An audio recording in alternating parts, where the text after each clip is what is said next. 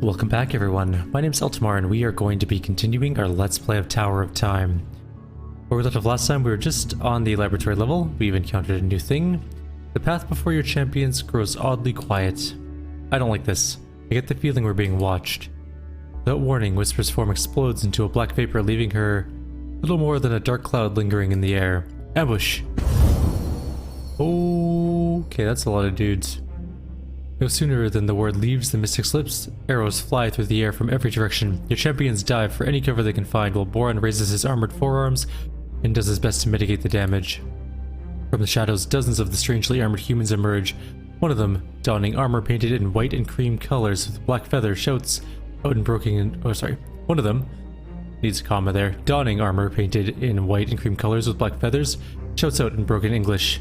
Defilers, blasphemers, you go against the one true god, you die like vermin. Hold your fire, man, you have us confused with someone. Another barrage of arrows cuts off Kane mid-sentence. The leader continues, ignoring Kane's plea. Lies will not save you. Your confession must be told in blood. The first law of his word, all other races must be purged. Die, humanoid sympathizers. Die, traitors. And we are under attack. As is tradition. Is this just a boss fight? Nope, there's actually just... wait. Oh, or there's cages happening. Okay, that's fine. You know what? That's a-okay. You go... Oops, that was the wrong person. You go fight that. You deal with this. Kane doesn't need help fighting anything. In fact, if Kane goes up here and fights here, that'd be kind of good. You can at least start doing some damage to that thing. Come on. Anytime you want to finish this thing off, that'd be super. There we go. Alright, perfect. Let's start working on the next one. Time to run. Ooh, okay, time to really run. Actually, just make everyone invincible for a sec, actually. Probably a better plan of action.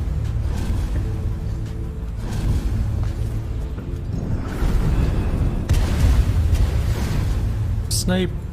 That one? Snipe something, I don't care which one.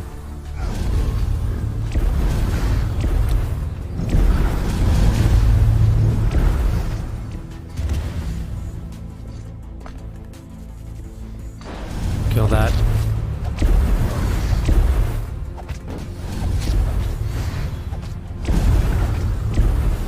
Alright, everything seems to be working out pretty okay here now. A little bit of a rough beginning, but everything's fine.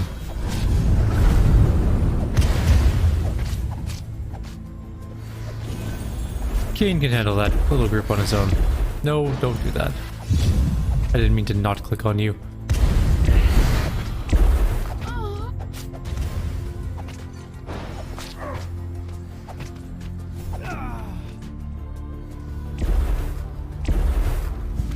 Die now. Hopefully soon we can start getting Whisper up to her final level. I think her meteor is going to be really powerful when it gets to that point. It's still pretty powerful now, but it's not as good as it could be. Alright, we can basically just leave Kane there to deal with whatever comes out of that portal. The other three portals we will deal with our other characters, plus the Titan.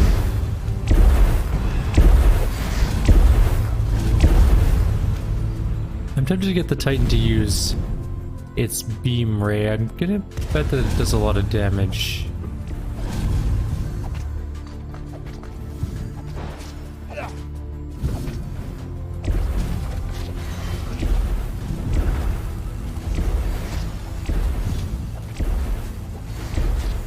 That guy's gonna die pretty quick.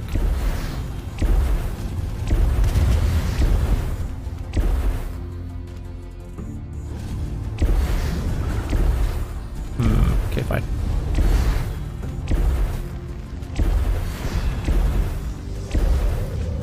I think I need a new bow still for Maeve. Her damage is pretty good, but I think we need something better for her. Maybe we should make her a bow and enchant it with whatever we want. That is a decent two-handed sword, though. A lot of damage.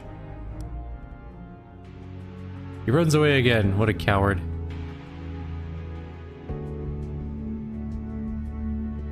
With the bulk of the number defeated, a small group of your champion's opponents break away and retreat. No more than half a dozen soldiers. Whisper rushes to give chase, but Kayla calls her back. They're getting away, we must pursue at once. Hasn't there been enough killing? Just let them go. Her Highness is right. They were able to set this ambush because they knew we were coming. If we let them get away, we could be facing more confrontations like this all the way to the bottom of the tower. They are human beings, however misguided. We must not hunt them down for the slaughter. Such violence is uncivilized. It looks like we stepped into some sort of civil war between these strange orcs and those humans. If they both occupy the last levels of the tower, perhaps it's best to try and communicate and express that we have nothing to do with their conflict.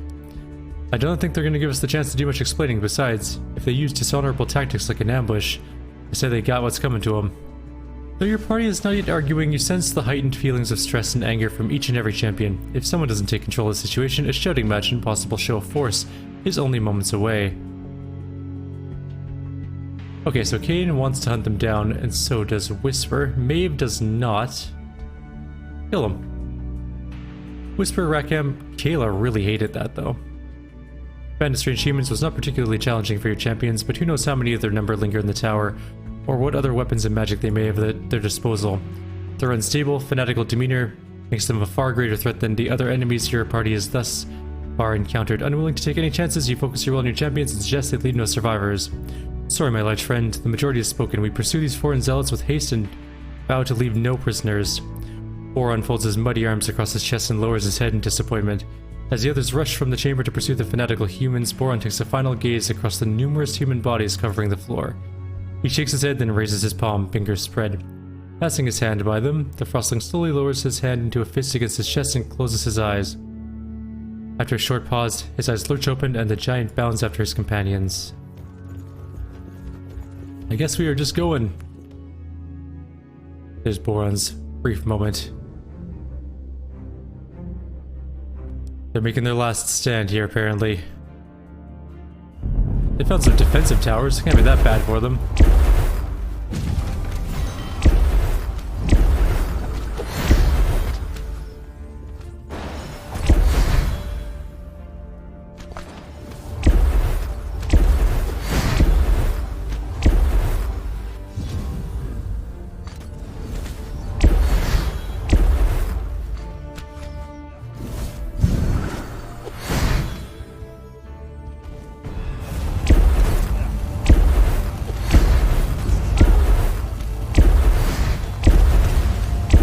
Alright, everything seems to be going pretty good here.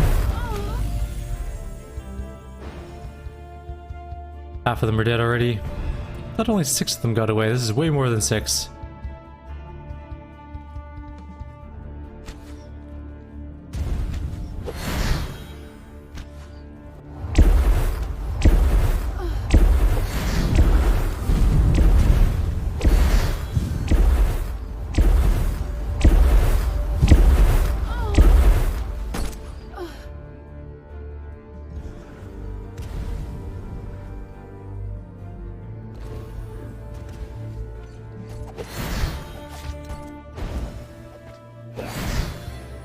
And this should be pretty much the end of the fight, I think. Kayla really hated the hunt them down plan. Everyone else seemed to be pretty okay with it. A new staff, which has strength instead. Or not strength, speed, sorry. Your champions move to exit the chamber, leaving Kayla behind standing alone. The ancient's eyebrows are raised and her hands are turned up before her. No, whoever you are, this isn't right. All eyes of your party turn to Kayla as a queasy feeling of unease settles in your stomach. What's wrong? I felt it stronger now than ever. I see the pattern now. At every critical juncture when we are divided on what to do, someone influences your mind. Oh, this again. Do you like being controlled like puppets so lightly? Could be the connection my lord has to us in this place? I was thinking the same thing, but I can sense his presence constantly observing us. I felt no sense that he's trying to influence us at any time. The tower is a strange place, your grace. My lord is connected to each of us through his crystal throne. Perhaps the will you sense is his presence observing us. This is more than observation. Whoever it is imposes his own will, overriding your senses. Stripping someone of their free will is the most vile, evil act. I can recall in my time people used magic to such ends. creating workers and soldiers to obey without question. Even if you're correct, patron, that some outside force sets to influence us, in a sense we all influence each other with our words and deeds. As long as I remain true to who I am, strong and clear-headed, I have no fear of any outside presence. Besides, what would you have us do against an enemy that is neither visible nor present? Kay's right, we will rely on you, Kayla, to impose an even greater influence upon us when this outside presence arrives, and remind us who we are and what we stand for. Though still flustered and upset at the situation, Maeve's trust in her new friend elicits a nod of agreement. Your party speaks no further on the matter and continues on. I think Kayla's... Oh no, she's at 0. Okay, good. She doesn't hate us. This is a good sign. We definitely don't want to have her as an enemy at any point in time. Mana Siphon level 2 as an enchantment. I think we already had that one, but I'm not entirely sure. And a Lesser Scroll. +1 Mastery. Gonna give it to Maeve, I think, this time. Although Maeve has gotten a lot of buffs, so maybe she doesn't deserve it. Plate of the Last Stand. Level 5 armor. Garbage movement speed. And terrible health regeneration. But decent armor and pretty good health.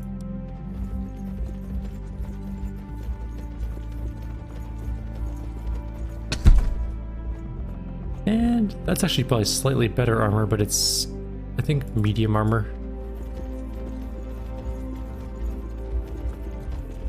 It's a travel disc. I guess we travel onwards.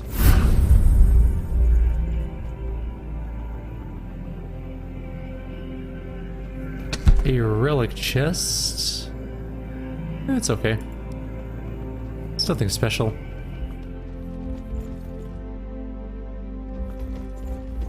The vista of the mine below reveals a complex that impresses even Rackham. The crimson crystal within view must be 100 feet tall.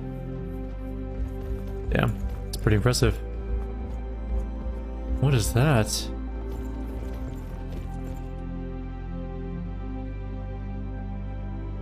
As Boran moves to leave the chamber filled with dispatched humans, one of the corpses catches his eye. The giant's body goes limp and his face draws long as he hovers over the broken body. With the utmost care, the giant nudges the fallen soldier's body, shaking loose a 30-pound bread-sized smooth stone strapped to the soldier's back. How can this be a memory stone among humans from another world? The giant falls to his knees with a resounding thud. The sound recalls all your champions to the chamber. Weapons drawn, they rush to the Frostling's side. Sensing no danger present, they quickly sheath their weapons. What is it, Biggs? An impossibility. A memory stone? A Frostling stone cannot originate from another world, it's impossible. Perhaps they found it in the tower. The only feasible explanation, yet one that means the stone must be the misplaced memory your people sent you here to find. Boran nods quietly. After a long moment, he lowers his massive hands, cradling the memory stone as if it were made of an ancient dried eggshell. The moment the giant's bare skin touches the stone, his eyes illuminate with blue energy as scores of memories flood his mind. Much of the memories are violent in nature, raw, savage, unwavering. Time loses meaning to the Frostling as he experiences the memories one after another, yet immediately the man of the north knows something is wrong. As the stone containing misplaced unknown memories, the very reason his people sent him to the tower is hardly unfamiliar. For Boran has experienced each and every one of the memories firsthand. They are, after all, his personal memories, everything that has transpired in the tower. Boran gasps for breath that eludes him. He drops the stone, crushing the human's corpse below it, and stumbles back in a roar of pain. No. Every champion present recoils at the unrestrained rage. Friend Frohe? Boran? Regaining his composure, Kane steps towards the Frostling to lend aid, but Boran waves him off. I am... okay. Can you tell us? The misplaced memories of the tower, they are my own. Memories of violence and murder. Perhaps it is a mistake, or some sort of Argante trick. It's no mistake or trick. I have lived my life in the pursuit of peace, spending every effort to refrain from violent thoughts and tendencies. And these memories here, these are the memories I will leave my people. They will ripple through Frostling society like a heavy stone thrown in a small pond. The reflection that is the Frostling way will be no more. Friend Frohe, I cannot say this any other way, but you are truly the most disciplined man I have ever met. Your people should be proud to have your memories among them. I do not even begin to understand the workings of Frostling memories past or present, but I know Artara's very fate hangs in the balance, and if there's anything our world needs now more than ever, it is true and noble warriors. Perhaps Baron Boran, it is time for a new Frostling way, and your memories are the key to open that door. Kane's words cut deep into the Frostling, echoing in his mind in both the present and as a memory from the stone he just bonded with. As the words linger, then more memories arrive, ancient frostling memories beyond time of beyond the time of the Archon Stone. Memories of the great violent tribes and brutal frostling wars, but along with these visions of violence come memories of peace and cooperation, choices to unite in brotherhood and lead the frostling race into a new dawn. Boron does not understand it all, but he hears an inescapable truth in Kane's words. The giant rises to his feet, his strength returned, his attention once again focused and clear. I see the Organthe coming.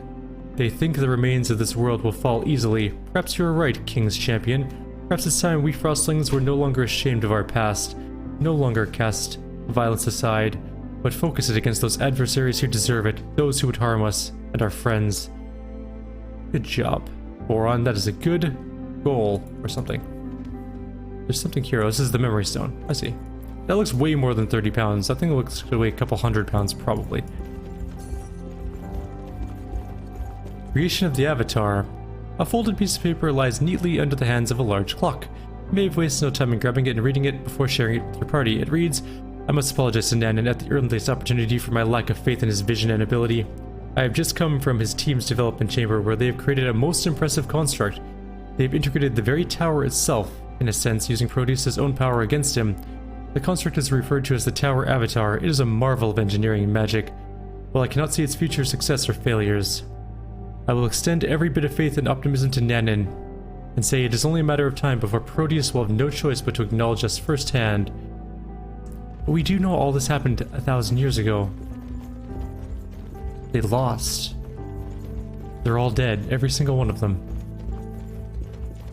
That's the sad part of this whole story. The power room, a new fountain that may or may not be good. Let's find out. It's a good one. What's it do? Mana increased by 50. Yeah, okay, whatever. Actually, no, that's dumb. He has mana leech, right? Yeah, okay. Who can we give it to? Probably Whisper. She needs more mana for sure. There's a fight there against something. The channels below the platform flow with green sludge. A slight luminescence rolls across the muck as it gurgles along. Your champion's noses burn the longer they linger here. This is one of the 4 remaining battles, but let's see what's up here first. Electricity tube. Oh, another fight. Let's fight the big golem thing. It is called a crystal behemoth, and there's also blue golems with it, but guessing once we kill the behemoth, the fight's over, so let's just focus fire on it. There it is. Let's go kill this thing.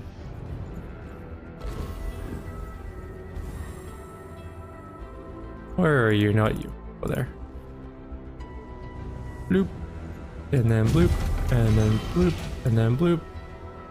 That should be good. Snipe that dude. Fire damage. That. And then that. And go.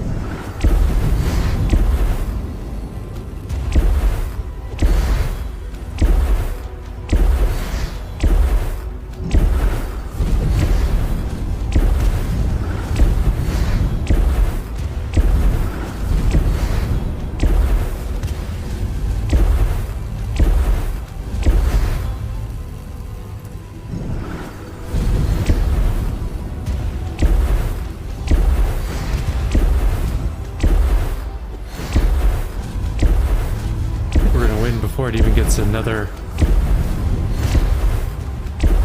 anything off. That was pretty easy. Kane does so much damage now. What is that? A crystal shard. Movement speed -4 though. That's brutal. Interesting damage. If it was a one-handed weapon, I'd totally use it. It looks super cool though. Enchant scroll. Obsidian level 3. And a chest, which has some boots and some gold. We do have enough gold to hopefully upgrade Whisper at least once now. Let's upgrade that to level 6. Go to the barracks, train Whisper to level 13. We're 66% done the laboratory. How's our time looking? We're 20 minutes, so we still have some time. Let's take a look at our meteor. I think that's what we're going to put our points into this level. I really want to get it to max level, and eventually we're going to get... Oh, Arcane Barrage as well, though. I do want to get that maxed out with full bolts. because that would be pretty good. It does a lot of damage, actually. We can also do some challenge modes to get some gold between videos, and I might do that following this video. Let's go deal with the rest of these humans. Those aren't humans. Oh no, they are. This is Hernan Cortez, he's the boss. Apparently. Where? This is a weird platform. There's Hernan. Can you reach them? You can. That is a huge charge range. I'm willing to bet we only need to kill Mr. Cortez here.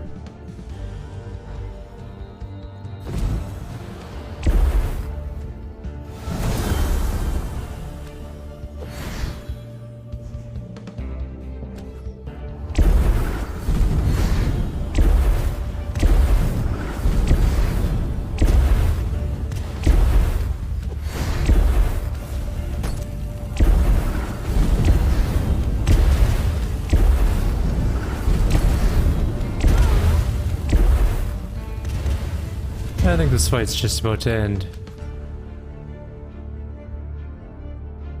Oh, she's the only one that's not dazed.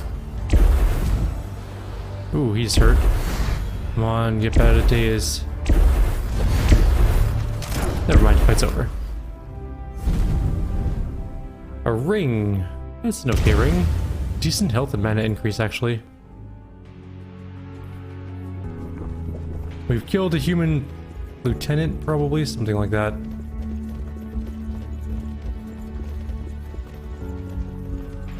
The Avatar's failure. A dried out, upturned inkwell and rotted quill lie next to a rolled parchment. It seems to be a personal letter, only partially complete. I'm disheartened to hear the Avatar was unable to breach Proteus's barrier. What an ingenious trick to erect an energy field that adapts to any force used against it. Since it is unlikely a mechanical construct will adapt faster than the barrier itself, I am intrigued at your suggestion to imbue the Avatar with self-awareness. Kayla stops before a painting of a magi experimenting in the laboratory, hanging on the wall. She gazes at it lost in thought. Is that your brother, Proteus? No. When I look at these magi, I see him clearly in my mind. He must have been a great brother and a good friend. He was a great man, a powerful man, and yet just gentle. He only thought of others. I know you think the magi turned on him, but perhaps... Turning away from the painting, my brother had a mastery of magic and knowledge far beyond the other magi. Most shied away from him, either in fear or jealousy. Even his friends regarded him from a distance. He'd always disturbed my brother. Perhaps that's why we were so close. I know without question that they are responsible for his fate. Kayla turns and hugs Maeve. The hardness in the ancient's face disappears, replaced by a softness and sparkle in her eye. Thank you. Without you and your friends, I think this whole experience would be unbearable. Also, you'd have a hell of a hard time fighting through things. Two large metal poles lie attached to a strange technological contraption. Even Reckham and Kayla are baffled by what the device could be. When Boron pushes on the equipment, turning it to one side, a well-preserved piece of paper is revealed. It reads, Nazarath, this newer, retuned listening device has been extraordinarily successful in picking up Organte communications. Unfortunately, their communications seem largely incoherent. I'm starting to wonder if we're listening to, and are perhaps speaking, in code. In any case, my hope is that your ingenuity can alter the apparatus to allow two-way communication. Hopefully some direct communication will grant us the missing information necessary to decode all the messages we've recorded to date. If not, then we will make do with the satisfaction of delivering our own defiant messages to the invaders. Frequency 1313999, Atmosphere 3, has provided the greatest number of recordings. For unknown reasons, the message clarity seems intensified when the machine is activated in the following process. Frequency set to the desired settings, power on, power lever to full, all three enhancer switches flipped to off, power level reduced to half. I look forward to your correspondence and insight into speaking with these beings. Perhaps there's even a slim chance we can avert disaster through diplomacy. After reading the letter and examining the machine, Reckham and Kayla believe they can activate it.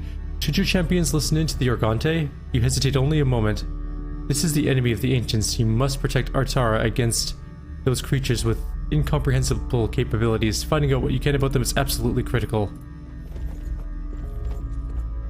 A large blue bolt of energy sizzles between the two vertical poles of iron. After Reckham and Kayla activate the machine, a distinct high-pitched hum oscillates for a few moments, then buzzes and crackles. Finally, a rhythmic, deep thumping sounds out. Reckham begins to speak, but Maeve quickly darts a single finger in there and hushes him quiet. As each of your champions listens intently, a strange drawn-out sound growls through the machine. It repeats itself, becoming slightly more clear each time. Magi are the false prophets of Artara. Their dark goal is to enslave the world. Proteus, the great deceiver. Organte, our truth. Organte, bring forth the light. It takes a few repetitions, but eventually each member of your party clearly hears the ominous message. As the champions stare at each other trying to make sense of the message, a loud popping sound explodes from the machine, followed by a puff of black smoke and the sound of breaking glass. A few hundred years without maintenance seems to have taken its toll. Whisper's eyes narrow, as if she is perplexed by the event. What is it? Strange. If we are to believe that was indeed the voice of these Argante, it would seem that they were speaking to us in the here and now, not the Magi of ancient times. Fascinating. Perhaps the originator of this letter was correct in his or her trail of thought. If we could indeed speak with these creatures, we might be able to learn of their weakness, or at the very least their specific plan of attack. A moot point, as the machine is clearly inoperable. Kane holds up his hand, silencing and halting your champions with a single gesture. Ahead, a robed man sits hunched over a desk, looking over a number of ancient schematics. Suddenly, over your presence, the man slowly sits up and turns to face your party. Ah, it's good to see you, friends. Your journey goes well. Good enough, I guess, but how did you get down here, and why are you down here? The tower has many unseen passages. Over the years, I've uncovered a few of them. As for my reason of visiting this level, not so long ago, I uncovered a strange device. I could have sworn had voices speaking through it. I can't explain why, but I believe listening and speaking to those voices could be the key to saving our Tara. In my spare time, I've been working to restore the device. If you mean the device with the two metal poles in the other room, I don't think that's going to do you much good anymore. The librarian jumps up with a look of desperation and anger on his face. You didn't turn it on, did you? I'm afraid we didn't know. The librarian falls back into his chair, knocking the parchments carelessly to the floor. All that work for nothing. Can it not be repaired? Perhaps we can. The device had a bad condenser and coil. If you turned the machine on, no doubt that's what failed. I've been searching the lower levels for replacements, but I've yet to find either. Then we will find these two components and bring them to you. Yes. Jesus. Sorry about that. Let me just close that program, because that was not expected. There we go. Yes, it might work, but I'll have to start from scratch and recalibrate the machine. Takes some time. Oh, by the great spirits, all that work lost. The librarian dips a hand into his robe and presents a pair of small blue crystal. There are components in the machine that degrade if it's not operational. There'll be no time for you to come back to the upper levels. Take one of these crystals, set it to flame when you found both components. When warm, it creates a pulse I can locate with you. When warm, it creates a pulse I can locate you with. Okay. Whisper takes one of the crystals, the librarian wishes you luck and begins collecting his schematics from the floor. We broke the machine, and now he's mad at us. Understandably, we did break his machine. Mimic? Nope, just a normal chest. There is something called the End over there. Along with some sort of scroll. Oh, we just passed some gold. And another chest. Malfunctioning crystal golems. Your champions find a sealed envelope with the symbol of the Magi Order stamped in wax. It seems to have gone unopened since its creation hundreds of years ago. Kane does so now and holds it up for everyone to follow along. This notice is to demand set better security protocols for the new crystal golems. I understand reactivating the old crystal golems production facility was necessary in case the new tower avatar fails. A last-ditch onslaught of crystal golems might be our only hope. But two of the constructs attacked Emot and me while transferring mana nodes upstairs earlier this morning. We were lucky, and I stress the word lucky, to escape with our lives. If these latest updates to the constructs are to be continued, we must have better security protocols in place. These things are far too dangerous to take lightly. Yes, they may be extremely effective in our fight against the Argante, but if they kill all of us first, we've lost sight of our goal.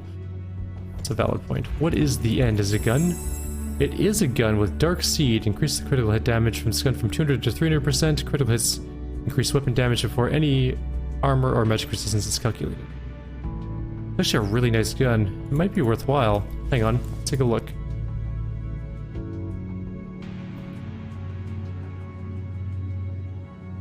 If we put the gun here, and then we put this gun here, our DPS goes way up. Yeah, that's looking pretty good. 108 damage per second. Then again, I might have been able to use it on her too. I'll make some class 4 guns and just use her to do gun things. What does this do again? I mean, it does pure void damage, which is kind of nice, but at the same time, its DPS isn't all that good. The metal door here. Door seems to be locked. We need a key, and there is a fight coming up ahead. Our time looking like we're at half an hour, so we're gonna call it here, I think. I'm gonna go back and maybe make some guns. We'll see. Like always, if you have any suggestions or comments, please leave them below. Others, will see you next time. Take care.